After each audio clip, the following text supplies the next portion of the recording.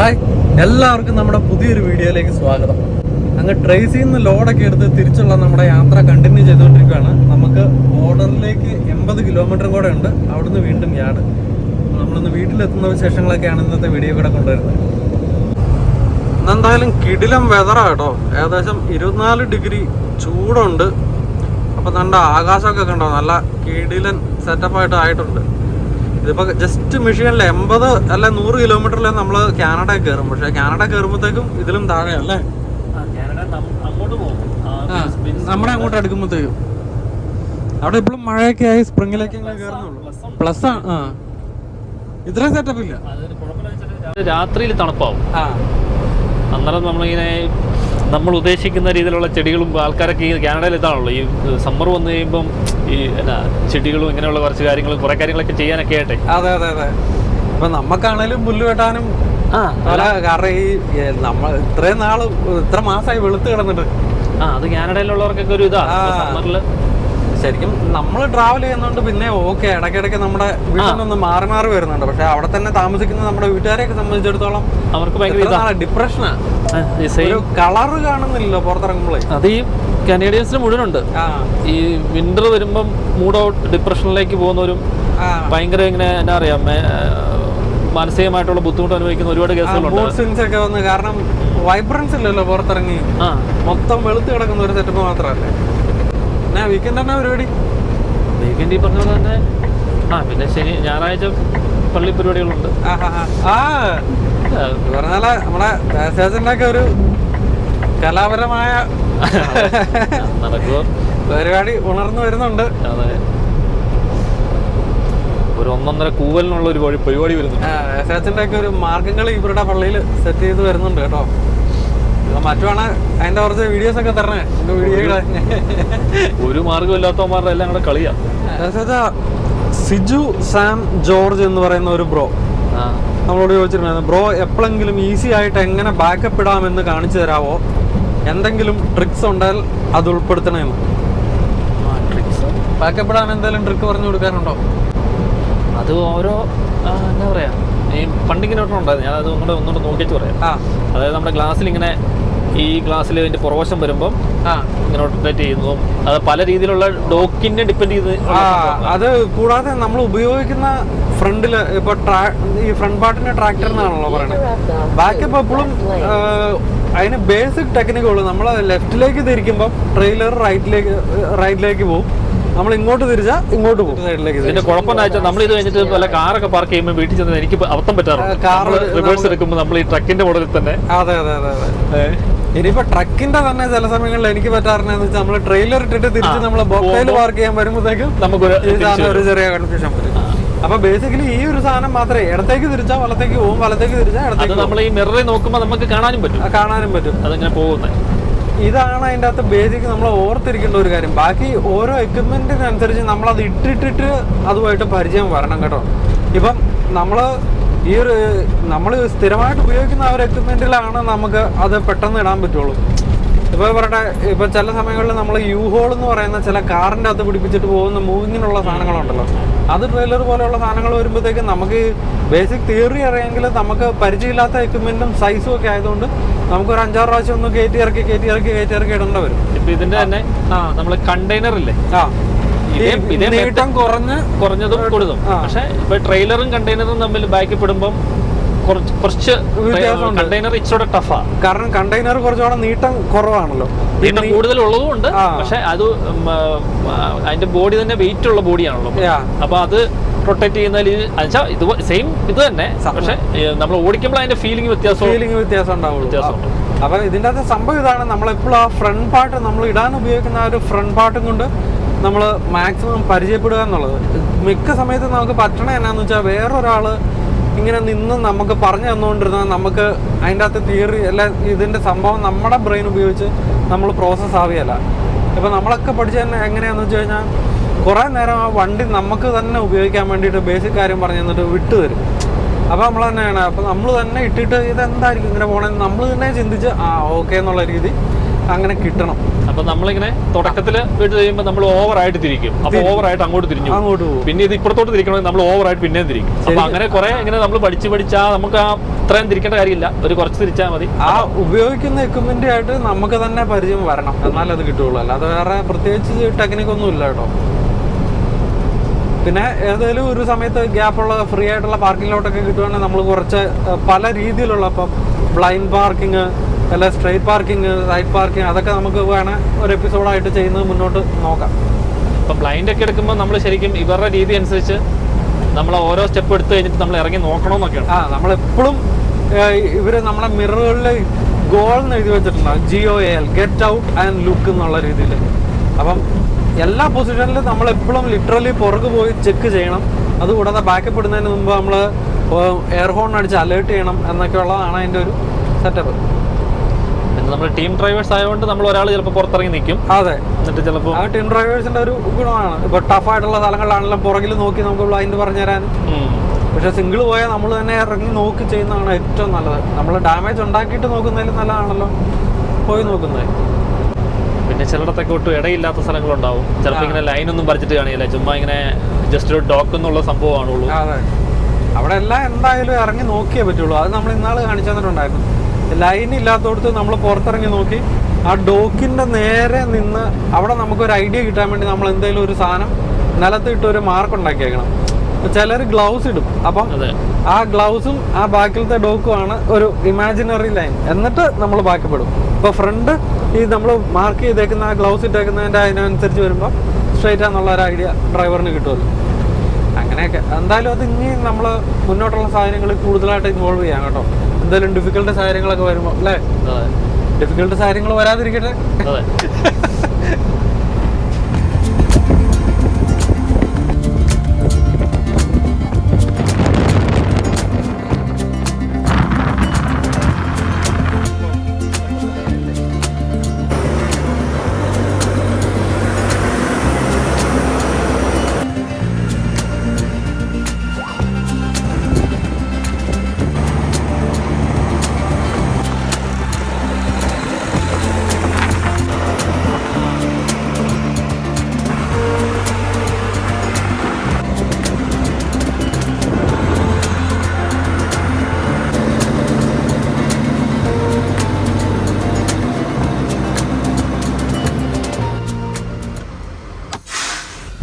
അപ്പോൾ നമ്മൾ കേപ്പാക്കിൽ നിർത്തി ഷിഫ്റ്റ് ചേഞ്ച് ചെയ്യാൻ വേണ്ടിയിട്ടുള്ള പരിപാടികളിലാണ്.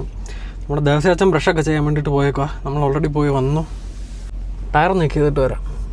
അതിനുമ്പ് നമുക്ക് പേപ്പർ കുറച്ച് ഫില്ല് ചെയ്യാനുണ്ട്, അങ്ങ് ചെയ്തേക്കാം. 534 10240 10240 4867. ഹലോ സാറേ, പുള്ളിയുടെ പേരോട് എഴുതിയാ? അത് എഴുതിയില്ല കേട്ടോ. നമ്മുടെ പേരിന്റെ പാസഞ്ചറൊന്നും. ഓ, നിങ്ങളുടെ സീലും ഒക്കെ ഉണ്ടല്ലേ? സാറിനെ നോക്കട്ടെ, പുള്ളിയോട് ചോദിക്കണമല്ലോ. നിങ്ങളുടെ സീലോ, ഒരു സീലോ 2 സീലോ എല്ലാം എടുത്തോണ്ട് പോകണം. എൻ്റെ ഇല്ല സാധനം. ട്രിപ്പിന് മുമ്പ് എനിക്ക് വേണം. ഞങ്ങളെ സീലില്ല. നിങ്ങള് സോണി ജോർജ് എന്നല്ലേ? അതെ അതെ. SONI അല്ലേ? SONY. നമ്മളറിഞ്ഞില്ല ട്രിപ്പിന്. സെറ്റപ്പാണല്ലോ. എവിടെ നോക്കും? ഇവിടെ വേറെ ഉണ്ട്.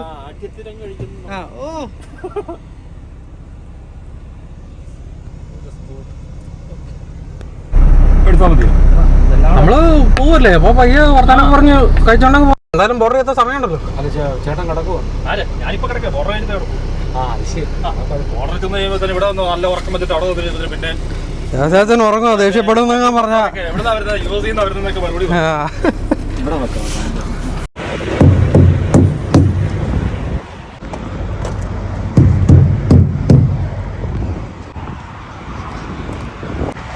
ഇതിപ്പോ വെള്ളിയാഴ്ചയാണ്, വെള്ളിയാഴ്ച ഉച്ചയാണ്. അപ്പൊ ബോർഡറിൽ തിരക്ക് എങ്ങനെയാണെന്നുള്ളത് അറിയത്തില്ല. എന്തായാലും പോയി നോക്കാം. അപ്പൊ നേരെ ബോർഡറിലേക്ക്. ബോർഡർ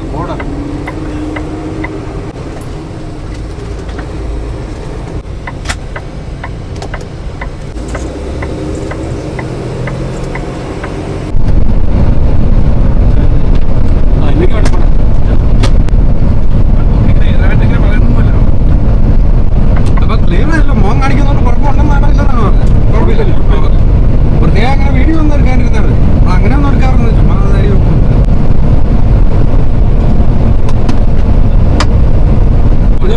ഇതൊക്കെ എന്ത് 5-6 വർഷമായില്ലേ അല്ലേ?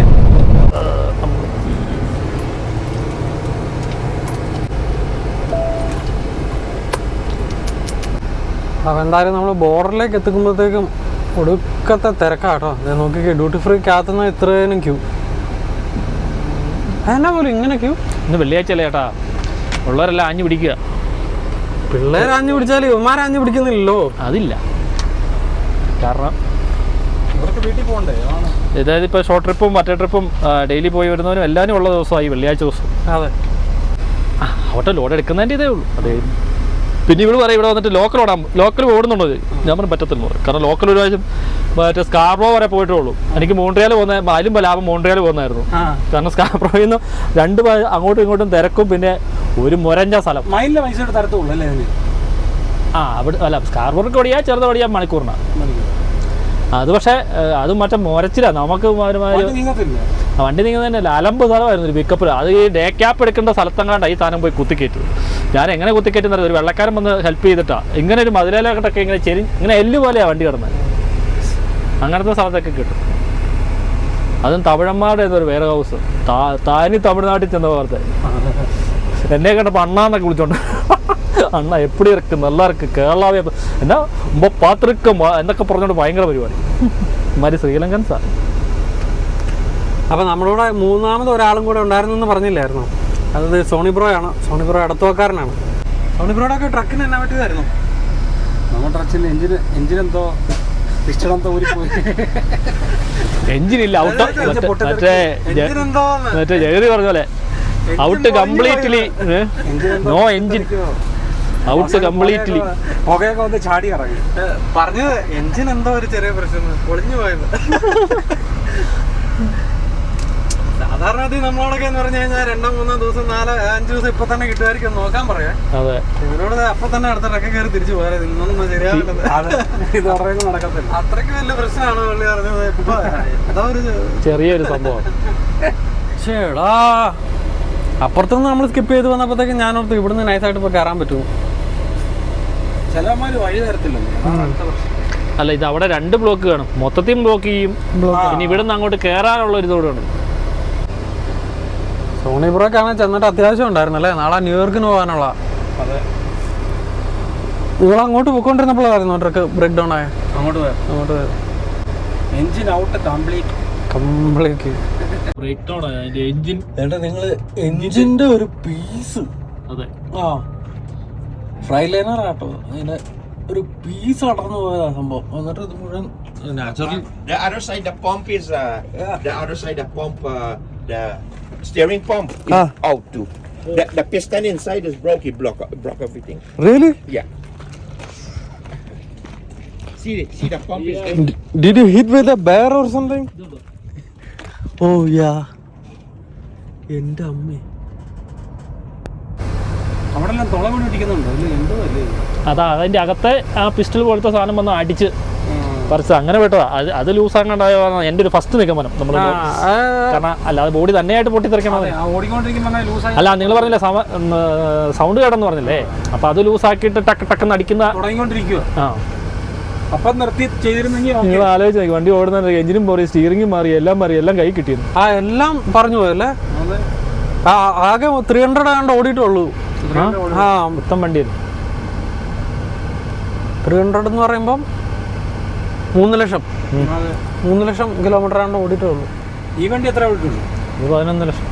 11 ലക്ഷം. ഇവർക്ക് കമ്പ്യൂട്ടർ വഴി നമ്മുടെ വണ്ടിയുടെ ഒക്കെ അറിയാൻ. ആർക്ക്? അവിടെ നോക്കി കഴിഞ്ഞാൽ ആർക്ക്? ഈ ഫ്ലൈറ്റ് ലൈനറോ അല്ല കമ്പനി അങ്ങനെ അറിയാൻ പറ്റും. അങ്ങനെയൊക്കെ വെച്ച് ഇവർക്ക് പലതും ചെയ്യാൻ പറ്റും. ഇത്രയും ദൂരത്തൊന്നും അറിയത്തില്ല എന്ന് തോന്നുന്നു. പക്ഷെ അടുത്ത് കൊണ്ടുവന്ന മറ്റേ ആ സിസ്റ്റം വെച്ച് ബ്ലൂടൂത്ത് വെച്ച് എന്തൊക്കെയാന്ന് നടന്നെന്നുള്ള ഒരു ടൈം ലൈൻ പോലെ ഇന്ന സമയത്ത് ഇന്ന സംഭവിച്ചു എന്നുള്ളവർക്ക് കിട്ടും. പക്ഷെ ഇത്രയും അകലത്തുനിന്ന് കിട്ടൂല അല്ലേ സാറേ? കിട്ടിയല്ല, പക്ഷെ ഇവർക്ക് വേണേ കിട്ടുന്ന കമ്പനിക്ക് ഉണ്ട്. കമ്പനി ഇതെല്ലാം ട്രാക്കിങ് അവരുടെ ഫോണെ കാണാൻ പറ്റും.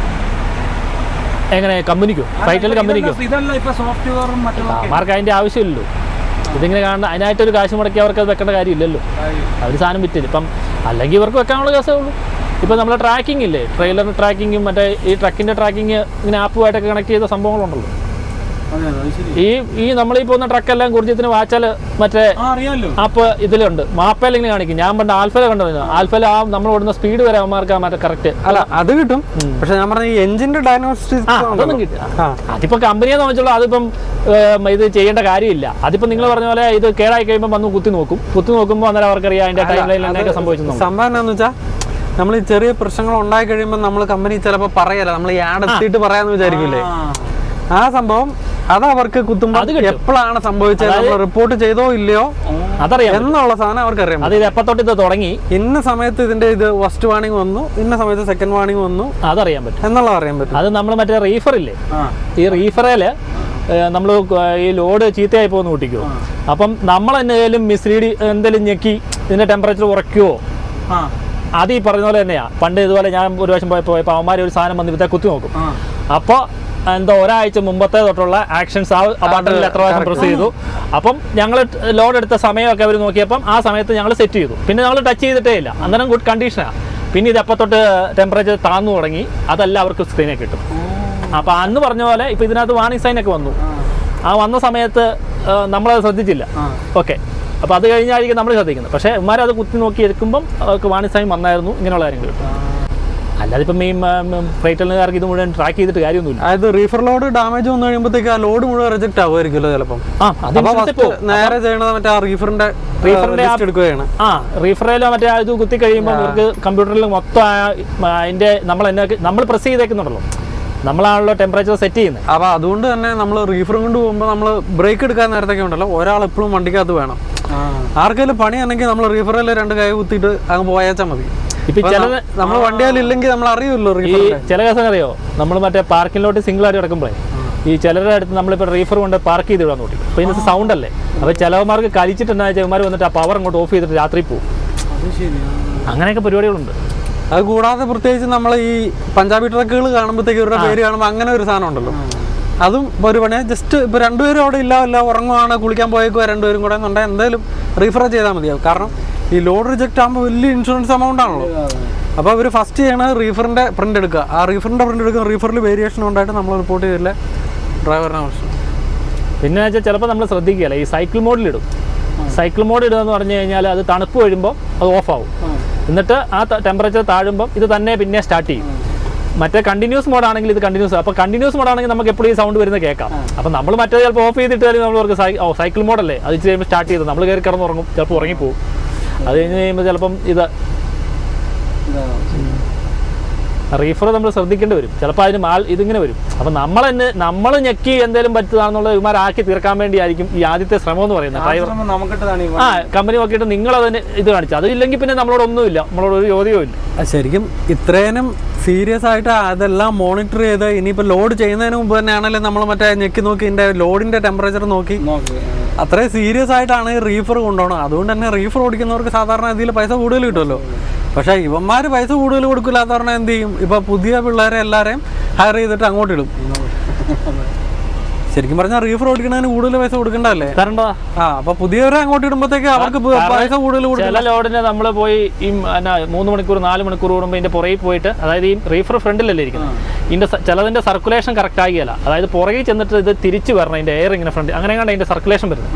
അപ്പൊ ചില സംഭവങ്ങളിൽ ഇതിന്റെ പ്രോപ്പർ ഈ റീഫർ ഒന്നും ആയവന്മാർ മെയിൻറ്റെയിൻ ചെയ്യല്ലോ ശരിക്കും. അതെ, മേളിൽ കൂടെ ഒരു സാധനം ഉണ്ടല്ലോ, ഇങ്ങനെ ഒരു തുണി പോലെ ഒരു സാധനം. അല്ല, അത് വെച്ചാൽ വെന്റിലേഷൻ പ്രോപ്പർ ആക്കാൻ വേണ്ടിട്ട് ഇതിന്റെ ഈ ഓയിലൊന്നും ഇവന്മാർ ചേഞ്ച് ചെയ്യല.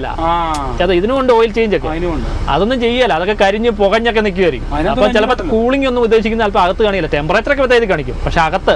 അപ്പൊ നമ്മൾ മറ്റേ സാധനം വെച്ചാൽ ചെറിയ വിൻഡോ ഇല്ലേ, ചെറിയ വിൻഡോയിൽ പോയി ടെസ്റ്റ് ഇങ്ങനെ ആ ഒരു സാധനം ഉണ്ട്, ഒരു കുത്തി നോക്കുന്ന, അല്ലെങ്കിൽ ലേസറിന്റെ ഉണ്ട്. എൻ്റെ പണ്ട് ലേസറിന്റെ ആയിരുന്നു, അതാകുമ്പോൾ എളുപ്പമുണ്ട്, ചുമ്മാ അങ്ങനെ അടിച്ച് അകത്തോട്ട് നോക്കി കഴിയുമ്പോൾ അന്നേരം ലേസറിന് മറ്റേ ടെമ്പറേച്ചർ അറിയാനുള്ള സെറ്റപ്പ് ഉണ്ട്. അതെനിക്ക് എവിടുന്ന കിട്ടിയെന്ന് വെച്ച് കഴിഞ്ഞാൽ ഞാനൊരു വെയർ ഹൗസിൽ ചെന്നപ്പോൾ ഈ വെയർ ഹൗസുകാർ മുഴുവൻ നമ്മുടെ ഇമാരാദ്യം പറയും നിങ്ങളുടെ റീഫർ ഇത്ര ഇട്ടേച്ച് ടെമ്പർ ആക്കിക്കൊണ്ട് വരാൻ പറയും. അതെ അതെ. അപ്പൊ ആക്കിക്കൊണ്ട് വന്നിട്ട് ഇത് ചേർക്കുവാണല്ലോ. അപ്പൊ ഇവന്മാർ നമ്മുടെ ഇതിന്റെ അത്ര അടിച്ചു നോക്കുക ചെയ്യുന്നത് ഇങ്ങനെ. അപ്പൊ ഇന്നാളെ അവിടെ 3 എണ്ണം കണ്ടിരുന്നത്, ഞാൻ ചുമ്മാ അവിടെ വ്യക്തം ലോഗി പോയപ്പോ ഇത് എനിക്ക് ഒരെണ്ണം തരാമെന്ന് ചോദിച്ചു. നീ എടുത്തോ, ഇതൊന്നും കുഴപ്പമില്ല, ഇത് എടുത്തോളൂ. പിന്നെ നമുക്ക് സുഖമാണ് ഇതിന്റെ അകത്ത് കയറണം, മറ്റേ നമ്മളിങ്ങനെ കുത്തി നോക്കണം. മറ്റേ കോല് പോലത്തെ സാധനം. പക്ഷെ അതിനെന്നാ ഏതാണ്ട് ഒരു പേര് പറയുമല്ലോ അതിന്. തെർമോമീറ്റർ അല്ലേ? ആ അല്ല, കുത്തി നോക്കണേനെ ആണോ മതി. കോലടിക്കരുത് നോക്കട്ടെ. ആ ചവിട്ടിയാലോട്ട് നീങ്ങുകയില്ല. ഇനി ഇവിടെ ഒരു അരമണിക്കൂർ വെക്കാം. അങ്ങനെ എന്തായാലും ഏകദേശം 2 മണിക്കൂർ നേരത്തോളം നമ്മളിവിടെ കിടന്നല്ലേ? അതെ, 2 മണിക്കൂർ നേരം കിടന്നിട്ടൊന്ന് ബോർഡർ ക്ലിയർ ആയി. ആ അതെ, പാലത്തെ പിന്നെ ഉണ്ട് കേട്ടോ. ഇവിടുത്തെ പോലെ ഇതായിരുന്നു. ഓടി കഴിഞ്ഞിട്ട് ആ ആഴ്ച തന്നിട്ടാ പോകുന്നത്. സൂപ്പർ കമ്പനി വന്നത്. പക്ഷെ ഈ പേര് ധനുഷ് എന്നൊക്കെ ഇടുമ്പോഴാണ് ഇതാ വള്ളി ഇമാരെന്നാ മെനയുള്ള പേരിടിക്കുന്നത്. ഇപ്പം മറ്റേ ഞങ്ങൾ പോയപ്പോൾ പഞ്ചാബ് കമ്പനി ആൽഫ എന്ന് പറഞ്ഞത്. പക്ഷെ അതിന്റെ പേരും അതിന്റെ പെയിന്റിങ്ങും ഒക്കെ കാണുമ്പോൾ തന്നെ ഒരു അവർക്ക് അങ്ങനെ ഒരു പഞ്ചാബിൽ അങ്ങനെ ആ ഒരു ഇതിലല്ല. ഇവർക്ക് ഈ പേരും മറ്റേ അത് തന്നെ, ആ പേര് കൊണ്ട് നല്ലൊരു പെണ്ണുങ്ങള്. അത് മുഴുവൻ പെണ്ണുങ്ങളല്ല, നിങ്ങൾ അവിടെ മാത്രം നോക്കിയിട്ട് കൊണ്ട് അത്ര. അതാണ് നിങ്ങൾ അവിടെ തന്നെ ചുറ്റിപ്പറ്റി നിന്നു. അതാ അതിന് മെയിനുള്ള 2-3 പെണ്ണുങ്ങളാണല്ലേ. എന്നാ നിങ്ങൾ വന്നതിന്റെ പ്രമാണിച്ചല്ലേ. ഞങ്ങളൊക്കെ ചെല്ലുമ്പോൾ സാധാരണ 3 പെണ്ണുങ്ങളേ ഉള്ളൂ. ആ ഇപ്പൊ നിങ്ങൾ പുതിയ ബിൽഡിങ്ങിനാണോ പോയത്? ആ അപ്പം സൗകര്യം കൂടി. അപ്പൊ പഴയ 3 ഇരിക്കുന്നതിനൊക്കെ പറഞ്ഞാൽ സ്ഥലപരിമിതി ഉണ്ടായിരുന്നു. ശരിയാ, ഞങ്ങളൊക്കെ വർക്ക് ചെയ്ത പിന്നെ കമ്പനി അവിടെ 2 നില ബിൽഡിംഗ് ഒക്കെ സ്വന്തം പണിത്. ആ ഓണൊക്കെ പണ്ട് ആൽഫയുടെ ചേട്ടൻ അനിയനും ഉണ്ട്. ലക്കിയും സുക്കി ആ ലഖ്വീന്ദർ സിംഗ്, സുഖ്വീന്ദർ സിംഗ്. അപ്പൊ ഞങ്ങള് ലക്കിയും ലുക്കി. പെണ്ണുങ്ങളെ ഓഫീസിൽ ഇരുത്തി കഴിഞ്ഞാൽ ഗുണമെന്നറിയാം. പെണ്ണുങ്ങളെ പെട്ടെന്ന് ചാടി, ആണുങ്ങളാണെങ്കിൽ പഠിച്ചു കഴിഞ്ഞിട്ട് അങ്ങനെയല്ല. അവിടെയുള്ള നവനീതം എന്നൊക്കെ പറഞ്ഞ പേരുണ്ട്. അല്ലല്ല, ബന്ധുക്കാരല്ല. പക്ഷെ അവരൊക്കെ പണ്ട് തൊട്ടേ കമ്പനിയിലുണ്ട്. പക്ഷെ ഇവരെന്നാ വെച്ചാൽ നമ്മളിപ്പോൾ നിങ്ങളിപ്പോൾ ആ കമ്പനിയിലുണ്ടല്ലോ, മറ്റേ ഒരു നോർമൽ നല്ല രീതിയിൽ പെർഫോം ചെയ്യുന്ന ഒരു സ്റ്റാഫ് ആണെങ്കിൽ അവർ ആദ്യമേ തന്നെ നിങ്ങൾ ചെല്ലുമ്പോൾ തന്നെ നിങ്ങൾക്ക് ഒരു ബെൻസിന്റെ കാർ ആ ഒരു കമ്പനിനെ മേടിച്ചത്. അപ്പൊ പിന്നെ പെട്ടു, മനസ്സിലായില്ലേ? അടയ്ക്കൊന്നുമല്ല, അത് കമ്പനിയായിട്ട് നമ്മളെ എന്നെ പണ്ട് വീടും കമ്പനി, അതായത് നിങ്ങൾക്കൊരു കടപ്പാടില്ല ചേട്ടാ. ഇത് ഇവന്മാർ അങ്ങനെയാ. പണ്ട് അവിടെ ഓണർ ഓപ്പറേറ്റർമാർ മുഴുവൻ ഈ പഞ്ചാബി കാരണവന്മാരാ. അവന്മാർക്ക് ഈ പഞ്ചാബി അല്ല സ്വന്തം ട്രക്കാക്കും, ഇവന്മാരെ ഓണർ ഓപ്പറേറ്റർ ആക്കും. എന്നിട്ട് ഇവന്മാർക്കുള്ള കാർ ഈ വണ്ടി മേടിച്ച് ഇവന്മാർ തന്നെയാണ് കൊടുക്കുന്നത്. എന്നിട്ട് ഇവര് സർവീസ് ചെയ്യണേ പോലും ഇവിടുത്തെ സ്റ്റാഫിനെ വിളിച്ചാൽ അവർ, കാരണം ഇതിന്റെ വണ്ടിയുടെ ഓണർക്ക് ഇംഗ്ലീഷ് ഒട്ടും അറിയത്തില്ല. പിന്നെ തർക്കീരുമില്ല. അപ്പൊ ഇവര് അവിടുന്ന് വിട്ടു പോകത്തില്ല. ഏതാ വേറൊരു കമ്പനിയിലോട്ട് പോകുന്നില്ല. അപ്പൊ ഞാനവിടെ ചെല്ലുമ്പോ ഇങ്ങനെയുള്ള കുറെ കാരണവന്മാർ സെറ്റാ. അവര് വണ്ടി മറ്റേ കൺവർത്തിന്റെ മറ്റേ ലാവിഷ്യ സംഭവമൊക്കെയാ. ഞാൻ പോയിക്കൊണ്ടിരുന്നതിനകത്ത് TV എന്നൊക്കെ പരിപാടിയായിരുന്നു. അപ്പൊ പഞ്ചാബി കാരണവർ എനിക്ക് കാണാൻ വേണ്ടി CD പോയി മലയാളം CD ഒക്കെ റൈറ്റ് ചെയ്തുകൊണ്ട് വരുമായിരുന്നു.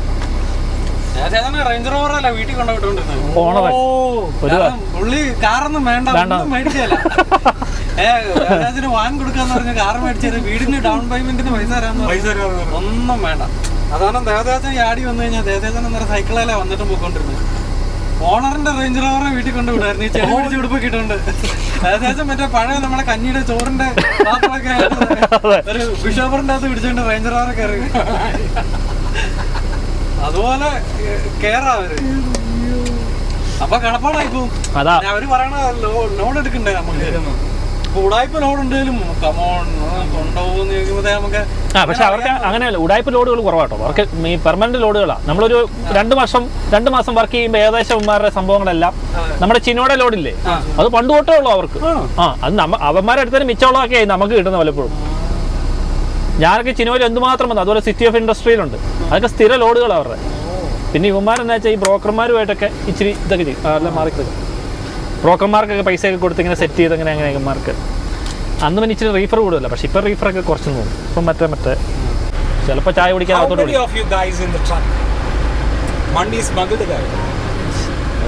ഉണ്ടായിരിക്കും. ഇവിടെ ചിലപ്പോൾ പല മൈക്കൊക്കെ വെച്ചിട്ടോ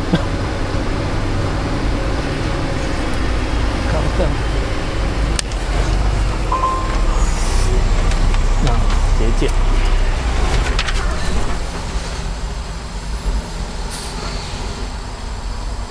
Good afternoon, sir. Anything to compare? Yes, we could. No, sir, we are team drivers, and then this guy, his truck broke down in Nebraska. Okay. So we are in Wyoming. So we are picking him up. Okay. Yeah.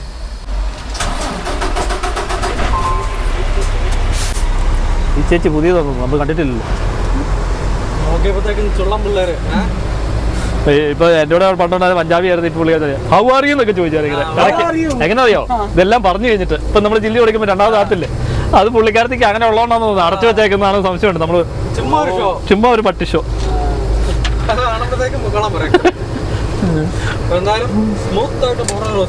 ഇതേട്ടാ നിങ്ങളുടെ ഇവിടെ എടുത്ത്.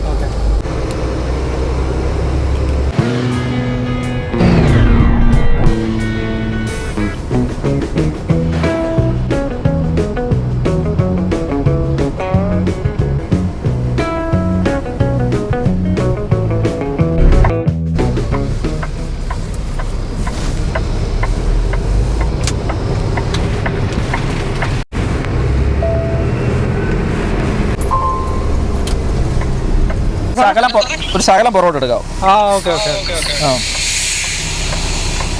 മതി നിക്കട്ടെ മതി വലിച്ചോ.